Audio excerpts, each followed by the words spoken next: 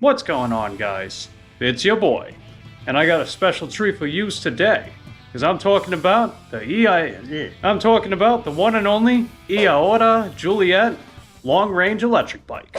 So in today's video, we're gonna bust open those boxes right behind me, unwrap the bike, put it together, and I'll go over the specs, I'll put it through some different tests, all that good stuff.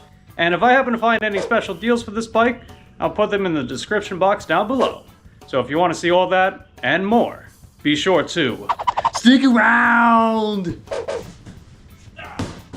No! Oh no! Oh man, we're not off to a good start. I just dropped the box. That's okay, it should be alright. Oh, it's a big box. Alright, let's crack it open. Move this out of the way. I think there's a bicycle in here. Let's find out. I got a couple boxes. Imagine one of these has a charger, and the other one probably has some tools. Should I tip it over completely? Should I open it from the side? I'm gonna say open it from the side.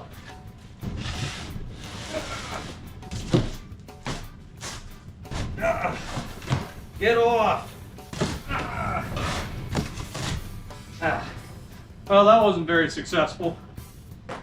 Oh my goodness. Get off! Demolition!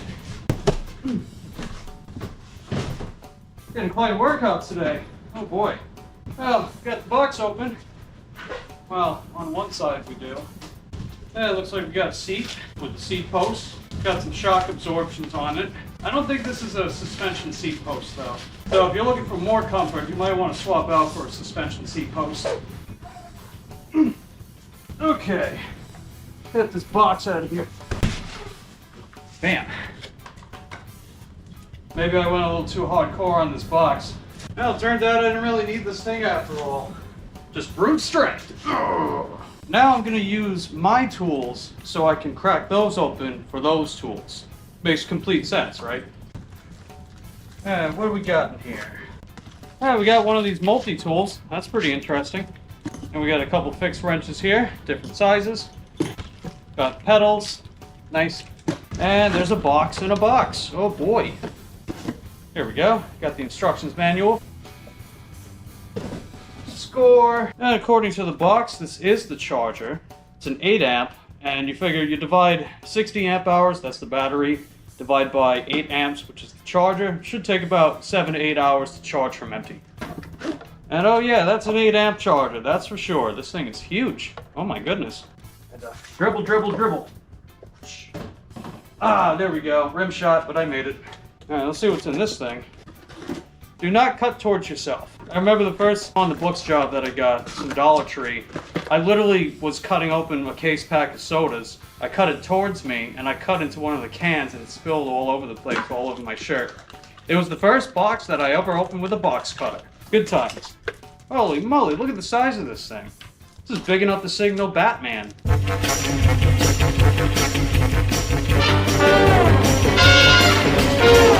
And basketball skills, oh yeah.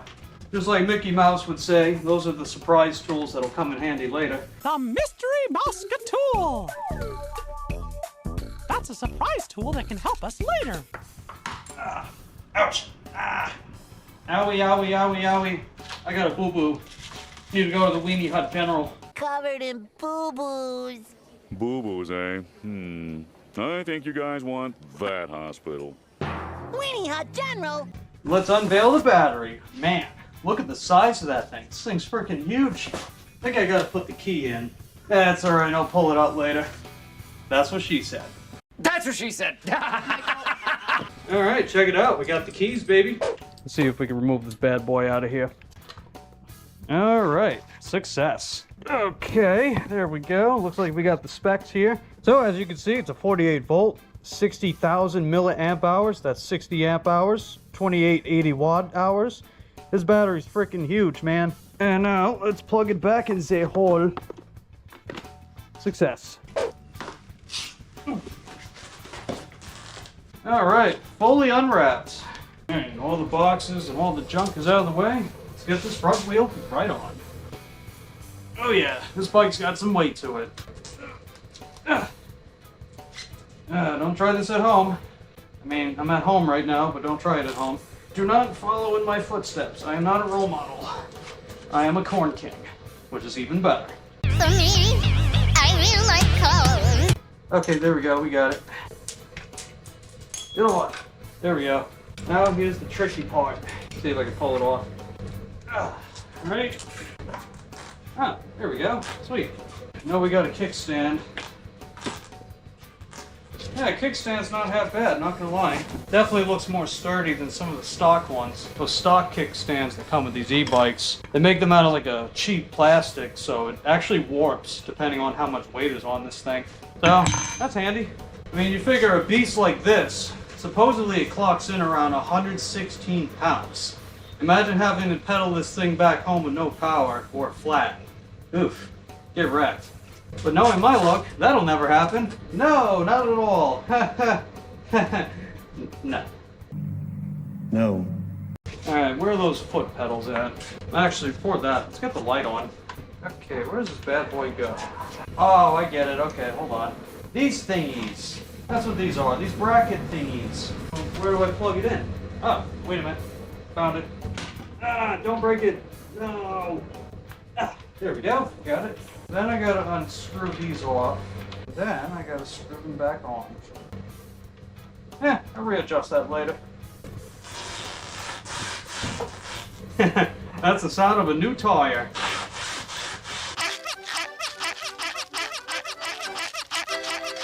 Alright, now time for the foot pedals. You know those surprise tools that we were going to use for later? Like Mickey Mouse does? I think this is the time. Come on, Mickey Mouse. You lied to me. You said these tools would be helpful. Clockwise, why won't you go on? Oh, finally. That took long enough. There we go. That's on. Good stuff. Someone get me a towel. Well, you shouldn't be wearing a jacket when it's like 90 degrees out. Alright, well, the bike is basically put together. All I gotta do is just make some adjustments here. And I'm just waiting on the battery to fully charge right now. It's gonna probably take a couple hours or so. So I'll meet you guys back out here when it's done. Alright guys, our eAhora Juliet is fully assembled, fully charged up, and ready to go. But before we hit the road, I'm gonna go over the specs and show you what we're working with. So if we come down here, we got ourselves a Shimano tourney derailleur, followed by a 7-speed cassette. And it might be hard to see, but right here, this is the rear hub motor. It's 1,000 watts of nominal power, and I think it's 1,200 peak watts if I'm not mistaken. And that motor's being held up by a spoke rim. This kind of rim helps keep the weight down, but this bike is already a lumbering behemoth, so I digress. Over on this side, we got ourselves the DY Island MT600 hydraulic brakes. We also got ourselves the 180mm disc rotors. They're 3mm thick, so pretty beefy rotors. As you guys can see here, I was able to put a rear rack on the frame, so that's pretty good. That allows me to carry some more cargo. And we got ourselves some dual suspensions right here. This ought to help make the ride feel more comfortable. And this isn't the original seat that came with the bike. This is a memory foam cruiser seat. I found this on Amazon, so I'll leave a link in the description box down below. That way you guys can pick this up too. It's much larger, more form-fitting, it's more comfortable, and it just works best for me. You'll notice too, this is actually a step-through frame compared to a step-over, where the frame is situated much higher.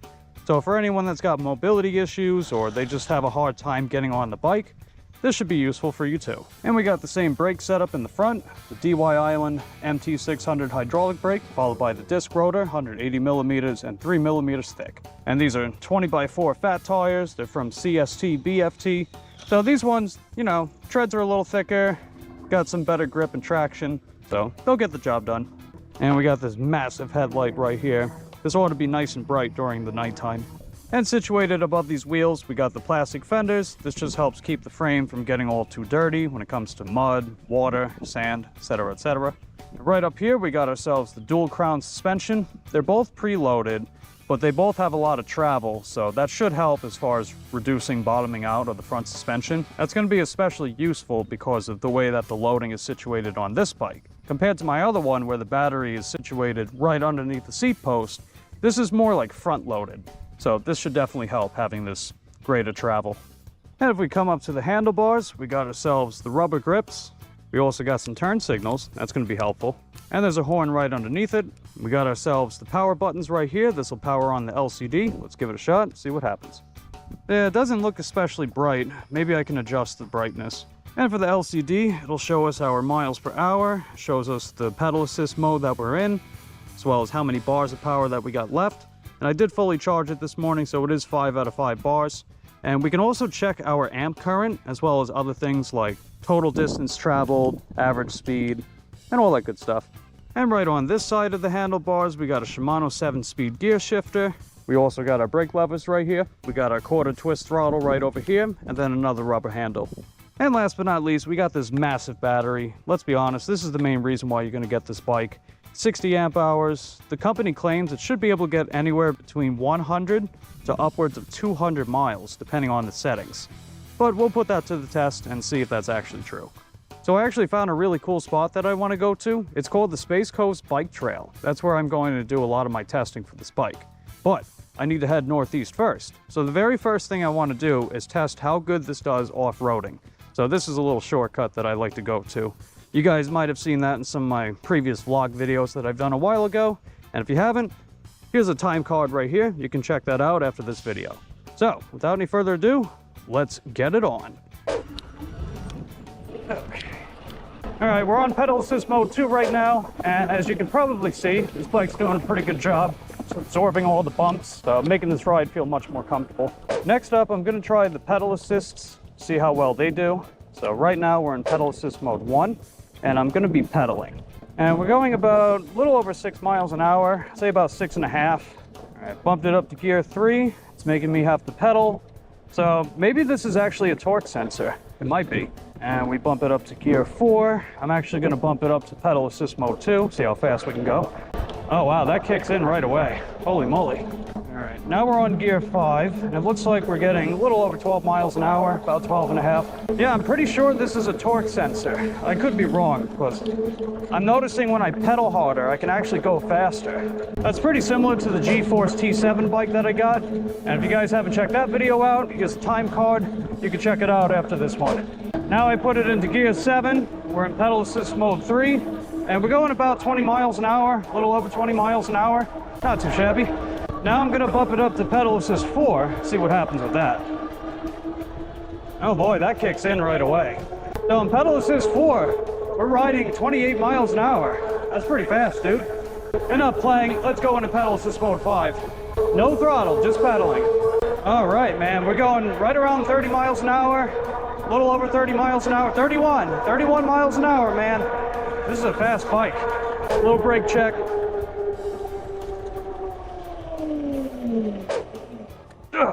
Oh yeah, those are some good brakes. So one thing I noticed too is that with the pedal assist setting, that also dictates how fast you can go with the throttle. That's pretty interesting. That reminds me a lot of the Victrip Titan. If you guys haven't seen me review that bike, you can check this time card here as well. And right up ahead, this is the beginning of the Space Coast Bike Trail. Transition right here. And this is my favorite part of the trail. There's 2 different ways that you can go about it. You can go down there, but you would have to directly cross Garden Street, which is North Titusville. Or you can come up this ramp, which actually elevates you above Garden Street. So you get like a really big view of the city on the whole, which is pretty nice. And we're gonna take the ramp because I wanna see just how well this bike does when it comes to inclines, when it comes to climbing hills.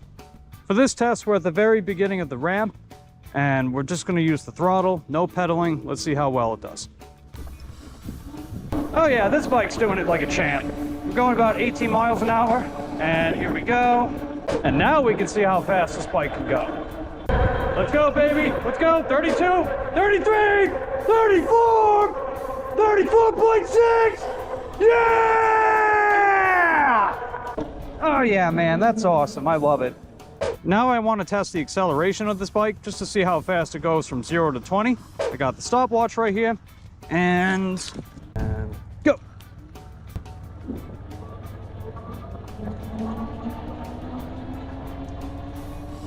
All right, 18, 19, got it.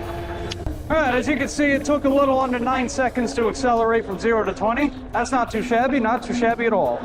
I completely forgot to turn on the mile tracker, but I do remember that I had 4.3 miles on this bike, and we're currently at 11.8. So I'll just keep that in mind when I test the voltage. So what are my final thoughts on the eAhora Juliet long-range electric bike? Honestly, this bike's pretty freaking awesome. But before I get into the positives, there are some cons that I do want to go over. And first and foremost, this bike is really heavy. Clocking in around 116 pounds, this bike is going to be a doozy to ride back home if you just happen to run out of power or if you got a flat. Definitely not going to be a good time, that's for sure. I gotta say too, these rubber grips on the handlebars, they're not comfortable at all. I'm actually getting some elbow pain right now, but I'll probably swap them out for something more comfortable, something a little softer, and maybe get some gloves. So, nothing I can't really work around. I wish there were screw holes for the front as well. That way I can put a front crate instead of just a rear crate. So that means that if you're going to be doing delivery work, you will be operating with less cargo capacity as a result. But you could also get yourself one of those cargo trailers. I actually got one myself. So nothing I can't work around either. I also wish I can elevate the handlebars. That way I can ride more upright. But it's nothing I can't work around. I could probably get one of those extender attachments. That way I can elevate the handlebars. Or I can just do a lot of my riding like this. Just I got my fingers sticking all the way out. So it's nothing I can't work around either. That's really about it. Because, oh man, there are a lot of pros to this bike. First and foremost is that massive 60 amp hour battery. You'll definitely get some very impressive mileage with this bike, given the fact that this is a 60 amp hour battery. That's like, what, 3 to 4 times the size of the average electric bike's battery. So you're essentially getting 3 to 4 times that range. I also appreciate the suspension setup with this bike. You figure you got the dual crown fork in the front, you got the dual suspensions in the back, shock absorption seat. So in conjunction with being able to ride far and for long, you'll definitely ride in comfort. I also appreciate how peppy this bike is. It can accelerate quickly, it's got some good torque. It says it gets anywhere between 90 to 100 Newton meters of torque, and it can go fast, man. That's pretty awesome. I also like how this bike has a USB port that'll help keep my phone charged up, maybe my GoPro cameras as well. So that's pretty nifty. I also like the fact that this bike comes with turn signals that just lets people know behind me which direction I'm going and improve my overall safety on the road. And it's got a nice loud horn. That's pretty loud, huh? Overall, if you're looking for an electric bike that can go fast, and it can go very far, and in comfort, and it's got some neat features that you might be looking for, whether it be turn signals, the ability to hold a rear crate, or a USB port so you can keep your phone charged up, maybe your camera equipment, and ride in style, and go plenty fast. I think I already said that. Whatever, because this thing goes fast. If you're looking for all those features, or maybe if you're someone like me, you do delivery work for a living, but you don't drive a car, then this might be the bike just for you. So, with all that being said, I give this bike 2 thumbs up. But before I wrap up today's video, I'm gonna head back home because I got my voltage meter. We'll check the battery life using that voltage meter, and I'll give you guys a good gauge on how much range you can get. So I'll meet you guys back there. Alright guys, just got back home a few minutes ago. As you can see by the dashboard, we got 27.5 miles on here. You gotta deduct the 4.3 that I had before we started today's trip. So that would be 23.2. As you can see here, we still got 5 bars of power. So basically, we can get well over 100 miles if we're just going by this, and that's absolutely insane. But for accuracy's sake, I do have a voltage checker, so what I'm gonna do, take the battery out, and use the voltage checker and see how much true range we could really get out of this bad boy. Alright, should have these in the right slots, and looks like we could turn this on, and it's showing 3 out of 4 on here. But let's see what the voltage checker has to say. Alright, so we got 51.8 volts. Let's see what that translates to. Just pulled up the chart right here, and 51.5 volts would be about 80%. And this said 51.8, so this is actually a little over 80%. So that's pretty awesome, dude.